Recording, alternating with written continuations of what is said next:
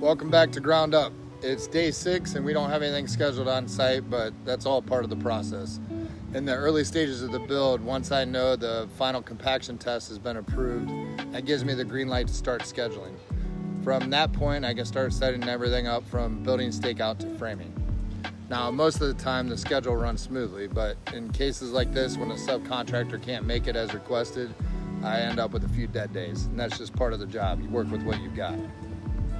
It's also important in the beginning to make sure you have some essentials on site. For example, getting a portable toilet in place for workers is a priority. Also a good time to have a dumpster delivered to prevent trash from blowing around the site and making neighbors angry.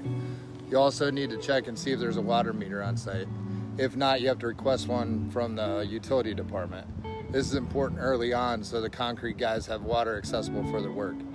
Otherwise, they'll either have to bring it in themselves or buy it from a neighbor. And although not ideal, it's sometimes necessary if we're moving faster than the utility department can keep up.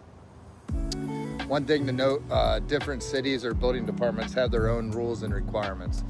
For example, the city that I'm building in now requires me to use their approved trash company. And because you may not have a working relationship with them, you got to remain appropriately persistent if they're not moving as fast as you need them to. Now, this lot is a little different because it had an existing home that we demoed. So I already had a water meter and power available, and I had everything disconnected before we started. The power line's over here wrapped up and ready to go underground when I need it.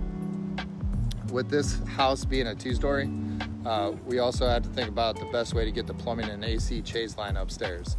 So before we start our underground plumbing Friday, I need to talk with the plumber to figure out the best path forward. That's definitely a necessary step before we prep the slab. Now, the process isn't always perfect, but it's about keeping things moving even when the schedule doesn't go as planned.